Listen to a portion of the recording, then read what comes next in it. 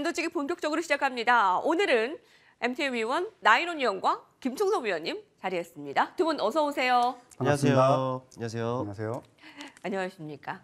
자, 오늘 이한류 주제는 FOMC 회의 결과에 따라서 이 특집성으로 준비를 했습니다. 화면으로 보시죠. 아직 갈 길이 멀다는 파월 의장 연준발 불확실성이 커지나라는 부분입니다.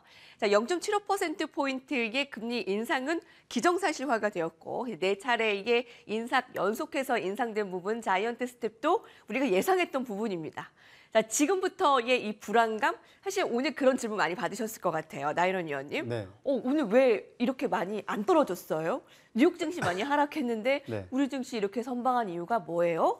라는 거에 뭐라고? 사실은 우리 증시가 미국 증시와는 그렇게 커플링 현상을 보였다라고 하기 힘들죠. 뭐 예를 들어 최근에 앞으로 기준금리 인상폭 자체를 0.25%포인트에서 0.5%포인트, 즉 11월 이후로 12월부터는 그 정도의 어떤 인상폭을 가져감으로써 시장에 충격을 덜 주겠다라는 기대감이 있었습니다. 그래서인지 다우지수, 나스닥 전반적으로 반등세를 계속 연이어서 보여주면서 바로 직전 고점대까지의 상승을 이어왔었습니다. 다만 이런 부분들에 있어서 우리 시장 어떠했는가? 어찌 본다면 사실상 좀 디커플링 현상을 보였죠. 즉 미증시가 상대적으로 큰 폭의 상승을 보여줬던 거에 비해 우리나라는 오히려 추풍 낙엽처럼 정말 하염없이 하락을 한다든지 시장 전반적으로 횡보세를 보여주고 있지만 도대체 어디에 내 돈을 맡겨야 될지, 즉 거래할 종목이든 투자할 종목이든 종목 선택에 있어서도 상당히 고심할 수밖에 없었고, 심지어는 하루 왼종일 거래가 됐음에도 불구하고 전체 시장, 즉 코스닥, 코스피 거래 대금이 한 1,000억 원도 채 안 되는 그런 날들도 있었습니다. 근데 이런 부분들에 있어서 기대감을 정말 완벽하게 부서뜨리는 그런 어떤 발언이 나왔습니다. 즉 앞으로의 어떤 기준금리 인상 폭 자체를 지금과 같은 추이를 계속적으로 이어갈 가능성이 매우 크다. 자, 이 부분은 어찌 본다면 미국 입장에서는 사실 별것 아닙니다. 그리고 여타 국가들의 어떤 미칠 영향을 생각해 본다면 좋은 선택은 아닐 수도 있습니다. 근데 미국 같은 경우는 기준금리를 인상한다 할지라도 가계대출만 비교한다면 우리나라 같은 경우는 코로나19 팬데믹을 거치면서 사상 최대의 가계대출 규모를 가지고 있습니다. 그러다 보니 한국은행과 정부 차원에서도 금리를 인상을 해서 어느 정도 미국과의 금리를 키 맞추기를 해야 되는데 그러질 못하는 겁니다. 왜? 일단 지금 가계대출 금리가 계속적으로 높아지고 있는 상황에서 더욱더 부담이 가중된다면 아무래도 여론도 썩 좋아지지 않을 뿐더러 여러 가지 예기치 못한 문제가 생길 수가 있기 때문에, 그런데 미국 입장에서는 기준금리를 계속적으로 인상한다는 것은 어찌 본다면 최근에 나왔었던 인플레이션 감축법에 의해서 고용 능력, 고용 수치도 계속적으로 상승시킬 수가 있을 것이고 내수 시장 활성화, 그리고 상대적으로 가계대출을 비교해 본다면 대한민국에 비해서는 지금 현재 미국 같은 경우에는 가계대출 규모가 현저히 낮은 상황입니다. 그러다 보니까 미국 입장에서 오히려 좋은 점들이 더 많습니다. 그러면 여타 국가들은 인플레이션 상황이고 지금 경기 침체입니다. 근데 미국이 기준금리를 올리지 않는다면 지금 현재 경기 침체거나 인플레이션 상황인 국가들은 오히려 상황이 더 안 좋아집니다. 예. 그래서 어찌 본다면 매도 빨리 맞는 게 낫다라고 기준금리 인상폭을 훨씬 더 키우는 게 좋다라는 발언이 사실 3개월 전, 4개월 전부터 있어 왔었고, 예. 최종적으로 미국의 기준금리는 정말 조금은 무리수인 발언일 수도 있겠지만 7%대까지 인상시켜야 된다라는 여느 투자은행의 발표도 있었습니다. 그래도 아마 지금 상황으로 놓고 보게 된다면 무난하게 5%대까지는 갈 것으로 좀 보여지는데, 자, 일단 이런 상황에서 우리 증시 적지 않은 영향을 받는다 생각했지만 오히려 오늘 시장 상당히 좀 좋았었고, 아무래도 대표적으로 이제 와서 하는 말이지만 주도 테마, 주도 섹터 명확하게 존재하다 보니까는 시장의 어떤 하락을 좀 방어해주고 또 시장의 방향성을 상방으로 끌어주는 그런 효과가 좀 나타났다라고 말씀드릴 수가 있겠고요. 자, 일단 현 시점 일단은 기준금리 발표가 되었습니다. 그리고 이제 어떠한 일정이 좀 남았는지를 좀 보게 된다면, 자, 일단 내일입니다. 내일 같은 경우 미국의 고용지표 발표가 있습니다. 네. 그리고 11월 8일, 지금 현재 건 3개월 가까이 계속적으로 논의가 되고 있는 내용이죠. 중간선거가 있습니다. 그리고 11월 10일, 즉 우리가 소위 인플레이션을 측정하는 지표로서 알고 있는 소비자 물가지수, 즉 CPI 지표의 어떤 결과값이 지난 10월 달 결과값이죠. 오는 11월 10일에 이제 발표가 되는데 아마도 그 해당 시점쯤에서 방향성이 결정이 될 것입니다. 즉 시장이 앞으로 계속적으로 우상향할 것인가 우하향할 것인가, 이제는 기준금리 인상 인하에는 별다른 영향을 받지 않고 말 그대로 시장은 갈 길 간다, 이 방향성이 결정이 될 텐데, 자, 어떠한 결과가 나올지는 11월 10일까지는 다소 시장에 대해서 보수적 관점을 유지하시는 것이 좋겠다라고 좀 말씀을 드리겠고요. 앞서 계속적으로 말씀드렸지만 지금 한미 금리 역전 상황이 1%포인트 정도로 이제 최종적으로 확정이 되었습니다. 사실 별것 아니라고 여기시는 분들도 계실 텐데요. 늘 말씀드리지만 이제부터 문제가 가장 크게 발생할 부분은 원달러 환율입니다. 즉 원달러 환율이라는 것은 우리나라 가지고 있는 지금 현재 외환보유고 지금 현재 6개월 가까이 계속적으로 줄어들고 있습니다. 환율 방어에 계속적으로 활용을 하고 있지만 지금 현재 IB 외국인 투자자들 같은 경우에는 지금 현재 중국에서 자금을 대표적으로 지금 현재 텍사스에 있는 어떤 기금도 지금 상당 부분 좀 인출한 상황이죠. 그리고 우리나라에서도 상당 부분의 자금이 유출되고 있는 상황입니다. 이런 부분들이 실제 원달러 환율에도 적지 않은 영향을 미칠 수가 있다는 것, 즉 또 한 가지 기준금리 역전차가 발생한 상황에서 한국에 투자된 돈을 회수해서 미국 내 다시 재투자하는 이런 상황들도 앞으로 비일비재하게 발생할 수 있기 때문에 시장의 어떤 변동성 상당히 극단적으로 나올 수 있다라는 가정, 시나리오도 충분히 설정해 두실 필요가 있겠고, 자 마지막으로 지금 시장 누가 봐도 베어마켓 랠리 시장입니다. 어찌 본다라면 오랜 시간 동안 지금 현재 주식을 가지고 손실을 안고 보유하신 분들에게는 곤혹스러운 시장일 겁니다. 왜? 내가 보유한 종목은 횡보하거나 하락을 하는데 오히려 시장에서 뭐 네옴시티다 또는 2차전지 소재주다 뭐 이런 종목군들만 날아가니까 아무래도 상대적 박탈감을 느끼시는 분들이 많으실 텐데 조금 더 견디셔야 될 수도 있습니다. 어느 정도 현금이 있으시면 정말 말 그대로 시장의 트렌디한 종목을, 시장의 어떤 모멘텀이 가득한 종목을 거래할 수 있겠지만 아무래도 앞서 리스크 관리에 있어서 조금 미숙하셨던 분들에게는 다소 좀 어려운 시장일 수 있겠는데 일정 부분 현금을 쥐고 있는 상황에서 주식 비중이 좀 낮으신 분들은 이렇게 말씀을 드리고 싶습니다. 돈 벌 수 있을 때 왕창 벌고 또 시장 상황이 반대급부로서 돌아가게 된다면 한 템포 물러나가지고 시장을 여유롭게 관조할 수 있을 그런 어떤 태도를 좀 가지셨으면 좋겠다라고 좀 정리해드리도록 하겠습니다. 예. 나이론 의원님 네. 말씀대로라면 두 가지는 좀 크게 봐야 될 것 같습니다. 이제 CPI와 고용지표 미국에서 발표되는 것들 주요하게 봐야 되고 네. 그리고 이번에 미국에서 0.75%포인트 금리를 인상하면서 한국과 미국의 금리 인상 폭이 더 넓어졌습니다. 그에 따라 원달러 환율의 또 변동성도 주요하게 봐야 되겠다. 그 두 가지 포인트 좀 잡고 가겠습니다. 사실 얼마 전까지만 해도 김종석 위원님 12월에는 금리 인상의 그 폭이 좀 줄어들지 않을까라는 좀 기대감이 있지 않았습니까? 근데 이제 파월 의장이 아니나 다를까 완전 반대의 모습으로 더 오래, 더 높게 금리를 올리겠다라는 발언을 했습니다. 어떻게 보셨습니까? 네, 맞습니다. 뭐 이번 FOMC에서 75bp가 지금 인상이 좀 됐는데 사실 이 부분은 우리가 다 알고 있는 부분들은 아니었습니까? 그러다 보니까는 파월 의장의 그 내놓을 시장에 내놓을 이 메시지가 어떤 것이냐에 좀 어찌 보면은 관심이 좀 쏠려 있게 됐었습니다. 근데 사실 이 부분도 그동안의 연준의 그 강경한 입장, 명확한 그 스탠스를 딱 유지해왔다는 것을 본다면은 뭐 매파적일 거라는 것, 이 부분도 사실 예상을 좀 했었던 부분이 아닌가 좀 싶습니다. 일단 연준 그 파월 의장의 그 발언을 보면은 이런 멘트가 있었죠. 금리 인상 중단을 생각하거나 언급하기에는 시기상조다라고 했고 더불어 보면은 갈 길 멀다라고 했습니다. 이는 뭐 생각해본 건데 당연히 그 높은 수준의 그 기준금리가 유지될 것이다라는 이런 부분들 방침 뭐 확인해 볼 수 있는 이 대목이다라고 좀 할 수가 있겠고 또 각종 지표들을 고려해 본다고 하더라도 최종 금리 수준은 뭐 우리가 그 예상을 했던 것 지난번보다는 꽤 높게 될 수 있다라고 좀 했습니다.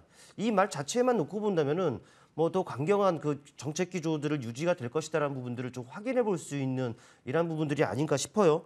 뭐 그렇다면은 당연히 우리나라를 포함해서 글로벌 각국 당연히 금리와 관련된 부분들이 좀 상당히 부담으로 작용할 수 있는 부분이라는 것은 틀림없는 것 같습니다. 근데 이제 연준의 관심사를 보니까 확실히 좀 물가에 있다라는 부분들을 우리가 알 수 있는데 또 이 물가라는 것은요, 이 연준이 이 통화 정책을 통해서 통제할 수 있다라는 그 인식을 좀 갖고 있다라는 것, 이 부분들입니다. 근데 그래요. 이 물가 이런 부분들을 본다면은 이 물가가 해소가 됐다라는 확실하게 데이터가 나오기 전까지는 이 연준은 안 바뀔 겁니다. 이 자체만 놓고 본다면 참 아직까지도 시장 전반적으로 이제 불확실성을 가지고 우리가 갈 수밖에 없는 이런 환경이 조성된 것이 아닌가 좀 우려를 해볼 수가 있는 부분이죠. 더불어 본다면은 근데 사실 이번에 그 본다면 이 발언들이요, 뭐 성명서를 본다면은 사실 진전이 없는 것도 아닌 것 같아요. 왜냐하면 이런 언급도 있었다라는 말이죠. 어떤 말이냐? 네. 보니까는 그래요. 앞으로 이제 정책 금리 이 부분들 이제 금리 같은 거 올릴 때를 본다면요. 지금까지 금리 인상을 해왔던 부분들 이 경제 활동이라든지 이런 전반적인 상황들을 좀 고려해가면서 한다라는 것이죠. 이 말 자체를 놓고 본다면은 좀 속도를 늦출 것 같다라는 생각이 들지 않습니까?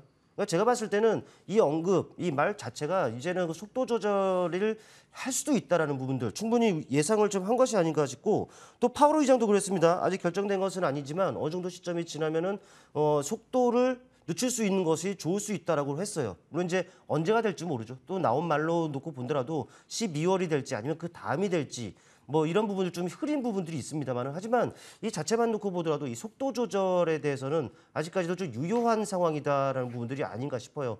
이제는 사실 1년 이상이었죠. 내내 밀려버리는 이런 시장이었습니다만은 이제는 네, 악재 좀 둔감할 때도 된 시장이 아닌가 이런 그 생각을 좀 한번 해보기도 하고요. 물론 이제 시장의 관심은 이제 어차피 결과들이 다 나왔으니까 네. 앞으로는 이제 다음 주에 있을 CPI에 가 있을 겁니다. 이 CPI 결과에 따라서 12월 시장을 가늠해 볼 수가 있을 것이고요. 또 때로는 시장의 변동성을 확대할 수도 있는 이런 상황이다라는 겁니다. 그런데 제가 봤을 때는 그래요. 뭐 시장이 지금 어떻게 흘러가든지 간에 아무리 이런 상황이다 하더라도 우리는 이제 주식을 하는 사람들이기 때문에 이러한 상황에서도 우리가 그 매매에 활용해 볼 수 있는 그 팁을 얻는 것이 상당히 중요하지 않겠느냐 싶은데 오늘 움직인 섹터와 종목들 한번 봐보십시오. 가장 먼저 원전주가 좀 부각이 된 상황이었고 또 2차 전지 쪽도 좋았습니다. 특징이 있죠. 네, 이슈입니다. 지속되어 온 이슈들이 지금 있는 그런 섹터들이 지금 반응을 했었고 물론 이제 다른 종목들도 좋은 부분들이 있었습니다만은 그들 종목들은 더 세게 움직인 이런 결과를 낳았다는 것이죠. 이 말은 여전히 그래요. 그 불확실성이 아직까지도 좀 있는 상황이다라면 전략적인 부분들은 계속 유지가 되어야죠. 항상 강조하고 있는 부분들이 있죠. 네, 지속되어 온 이 이슈에서 우리가 매매 팁을 얻는다라면 그래도 승산 있는 싸움을 좀 해갈 것이기 때문에 이 부분에서 우리가 팁을 얻자라는 말씀을 드리면서 정리하겠습니다. 그렇군요. 자, 일단은 저 FMC 회의 이후에 다음 주에 발표 예정인 미국의 CPI 발표까지는 좀 긴장을 늦출 수는 없겠습니다. 자, 두 위원께서 얘기하는 부분들. 지금은 그 주도 업종 테마가 2차 전지나 네옴시티 관련주로 좀 몰려있기 때문에 쉽지는 않은 전략들이고 아니면 그쪽에 좀 모으는 전략도 유효할 수도 있을 테고 자, 그래서 준비했습니다. 오늘의 핫 키워드의 주제부터 확인하시죠.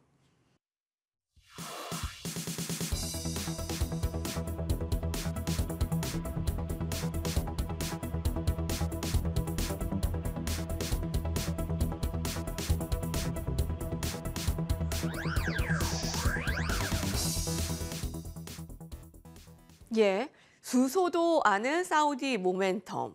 오늘 오래간만에 수소 관련주가 올랐습니다. 원희룡 장관이 이끄는 수주 프로젝트, 네옴시티 프로젝트, 이 대규모 프로젝트에 네옴시티 안에 풍력, 태양광, 수소, 그 친환경으로만 좀 구성시킨다라는 것이 좀 골자인가요? 나일원 의원님 어떻습니까? 네, 일단 그렇습니다. 일단 공식적으로 네옴 프로젝트 사이트에 접속을 하게 되면 이제 에너지 항목에 지금 현재 소개가 되고 있는 것들이 태양광, 풍력 그리고 수소 이 딱 세 가지입니다. 그 중에서 세부 내역을 좀 보게 된다면 수소의 비중은 사실 현저히 낮습니다. 그리고 한간에는 뭐 일단 기사상으로 나온 것은 이제 수소와 관련된 이야기가 좀 나오긴 했는데 실질적으로 공식적인 언급이라든지 공식적인 어떤 요청이 있었던 사안은 아닌 것으로 확인이 되었고 어찌 본다면 해당 기사를 작성하신 분의 어떤 의견이 상당히 좀 반영된 기사가 아닌가라는 말씀을 좀 드리고 싶습니다. 일단 기사의 제목이라는 것이 상당히 중요합니다. 요즘 같은 시장에서는 기사 제목에 뭐 네옴시티가 들어간다든지 또는 2차 전지 소재 또는 세계 최초 뭐 이런 단어가 들어가게 되면 일단 관련 종목으로 엮인 종목군들은 일단 상승을 하고 봅니다. 그러게요. 그 시세가 유지가 될지 안 될지 모르겠지만 일단 오늘 아침이 그랬습니다. 일단 네옴 프로젝트 그리고 더 나아가서 거기에 수소까지 붙으니까 일단은 종목 뒤에 퓨얼셀이라는 단어가 붙은 모든 종목군들은 일단은 상승을 했습니다. 물론 그 시세가 끝까지 유지가 되지 못하고 순간적인 급락까지 나오면서 상당히 많은 투자자분들을 혼란스럽게 만들었는데 자, 일단 뭐 수소에 대해서 뭐 여러 가지 이야기가 나옵니다. 간단하게 소개를 해드린다면 신재생 에너지, 즉 이 단어라는 것은 신에너지와 재생에너지 이 두 가지 단어의 합성어입니다. 즉 신에너지라는 것은 우리가 기존에 사용하고 있던 화석 연료를 다른 어떤 물질로, 다른 어떤 대체 에너지로 환원하거나 변환하거나 해서 사용하는 그런 에너지를 말합니다. 즉 지금 현재 수소 같은 경우에는 천연가스와 산소를 반응시켜 가지고 나온 수소로 에너지를 가지고 수소와 이제 물이 나오는데 거기서 나온 수소를 가지고 다른 어떤 전력 에너지로서 이제 바꿔서 사용을 하게 되는 것이고 재생 에너지는 우리가 일반적으로 알고 있는 어떤 빛 에너지라든지 또는 열 에너지라든지 또는 어떤 운동 에너지 뭐 이런 것들을 우리가 일반적으로 이제 사용을 하게 되는 건데 이런 부분들에 있어서 사실상 신에너지는 어찌 본다면 우리가 알고 있는 저탄소, 제로탄소, ESG 얘는 조금 해당이 안 될 수도 있다라는 논란이 있기 때문에 조금은 미뤄질 수 있다는 점을 좀 말씀드리고 싶고요. 예. 어찌 본다면 전형적인 단기 모멘텀입니다. 그리고 이 기사 또는 이 부분들이 다시 한번 구체적으로 어떤 정책적인 부분이라든지 또는 아랍에미리트에서 지금 이 부분들에 대해서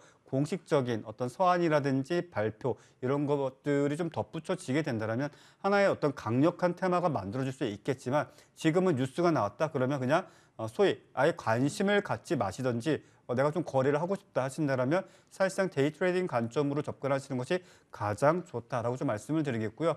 내연 프로젝트와 관련돼 가지고 굳이 저탄소, ESG 이 부분들이 가장 많이 거론이 되고 있는데 네. 굳이 우리가 에너지 자원을 꼽아 본다면 어쩔 수 없이 현재로서는 태양광과 풍력이 가장 유력시 되고 있다는 점 다시 한번 강조드리겠습니다. 네. 오늘 아침부터 네옴시티 프로젝트 그리고 수소 이렇게 교집합된 종목들이 크게 네. 올랐습니다. 네. 어떤 특징주가 좀 눈에 띄었을까요? 일단 범한 퓨얼셀을 한번 좀 보셨으면 좋겠고요. 범한 퓨얼셀은 사실 정부 정책적으로도 일단은 수소 정책 부분들에 있어서 수혜주로 많이 거론되고 있습니다. 범한 산업이라는 곳에서 일단 물적 분할되면서 수소 연료 전지를 생산을 하고 있고요. 실질적으로 발전소라든지 이와 관련된 어떤 인프라라든지 기술력 또한 가지고 있습니다. 상당히 시장에서 큰 기대감을 모았던 건 사실이지만 현실적으로 이 수소라는 것이 에너지원으로서 우리가 쉽게 사용할 수 있는가? 아직까지는 그 에너지 효율성 또는 어떤 전반적인 부분들 또는 지금 유해 물질이 나오지 않는다라고 하지만 나오지 않는 것뿐이지 아예 안 나오는 것이 아닙니다. 그래서 가령 예를 들어 가지고 지금 현재 여러 발전소가 있지 않습니까? 근데 그 발전소들이 실제 도심에 설치가 될 수가 없습니다. 최근에 뭐 SMR 발전소 같은 경우에는 뭐 강남에 설치할 것이냐, 강북에 설치할 것이냐 이런 뭐 우스갯소리도 좀 있었는데 역시 마찬가지입니다. 수소 연료 발전소 역시 마찬가지로 지금 외곽 지역에 설치할 수밖에 없고 실질적으로 설치를 한다라고 했을 때 님비 현상, 즉 우리 구역에 우리 집 앞에는 설치하지 마라라는 시위와 반대 세력들이 계속적으로 지금 좀 여론을 좀 만들어주고 있는 상황인데.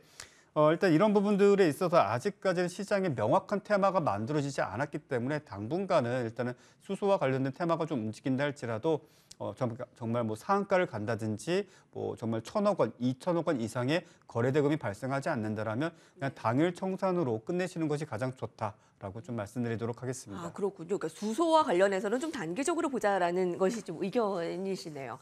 이번에 네옴시티와 관련해서 이번 달에 사우디에서도 오고 또 우리나라에서도 국토부 장관이 가고 해서 뭔가의 움직임이 보이고 있습니다. 그런 프로젝트의 경과 상황에 따라서 또 움직일 가능성들이 농후한 종목들일 텐데요.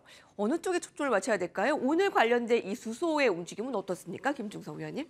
사실 뭐 다는 아니었죠. 다는 아니었는데 그래도 간만에 이 수소들이 좀 움직였습니다. 뭐 내내 그 부진했었던 것이 사실이죠. 사실 뭐 아시겠습니다만은 뭐 신재생 쪽, 태양광, 풍력, 수소도 속합니다만은 그런데 이제 태양광, 풍력 움직일 때 상대적으로 많이 안 움직였습니다. 상대적이 아니라 절대적으로 안 움직였던 것이 이 수소들인데 근데 오늘 같은 경우에는 이제 반등이 좀 나와줬습니다. 뭐 SP올셀, 두살 퓨얼셀을 그 중심으로 해서 모처럼 만에 이렇게 이제 반등이 쫙 나왔는데 근데 이들 종목을 반응하게 한 것 네, 역시나 이슈였습니다.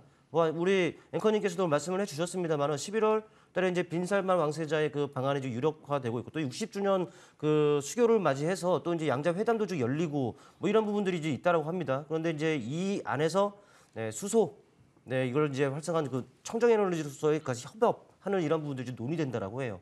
그러다 보니까는 종목들이 그 탄력적인 부분들을 나타냈는데, 근데 이제 이와 관련해서는요, 이 수소와 관련해서는 사실 종목들이 안 움직여서 그렇지 꾸준하게 뭐 관련 이슈가 좀 있어 왔습니다.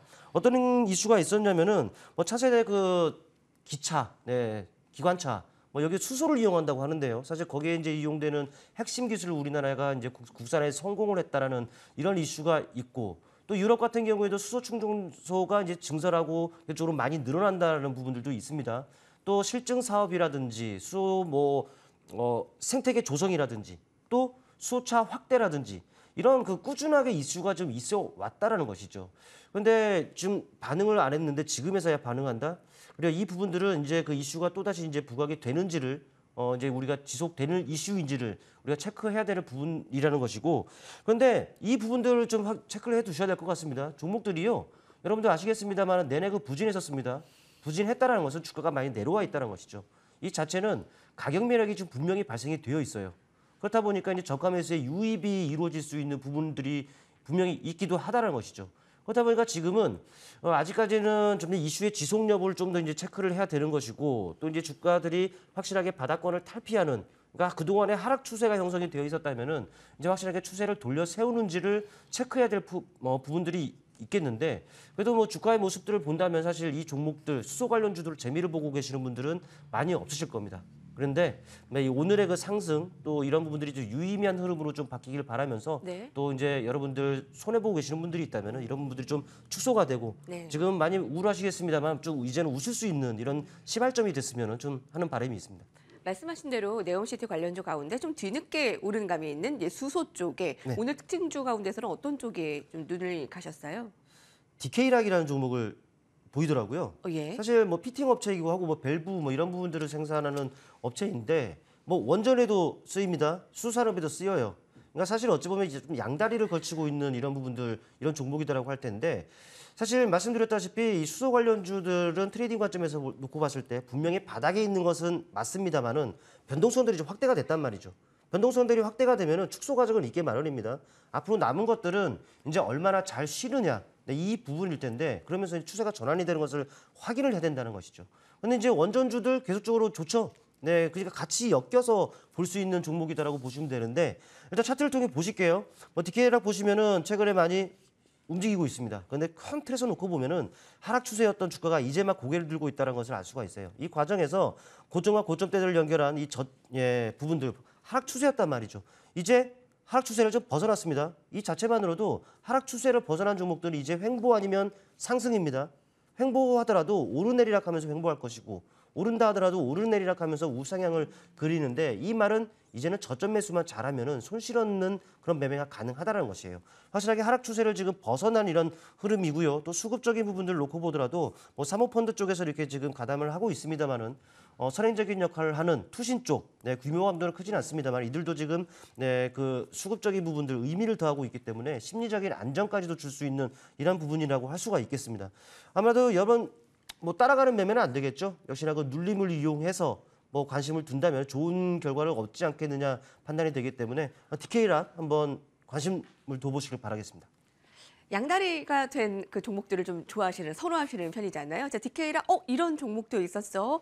굉장히 좀 눈에 띄는 그런 차트 상황과 수급 상황까지 살펴봤습니다. 자, 네옴시티 관련주들의 범위가 더 넓어지고 있습니다. 빈살만 왕세자가 오고 원희룡 장관이 가고 앞으로의 프로젝트 경과 상황 눈에 띄게 살펴봐야 되겠습니다. 자리를 옮겨가겠습니다.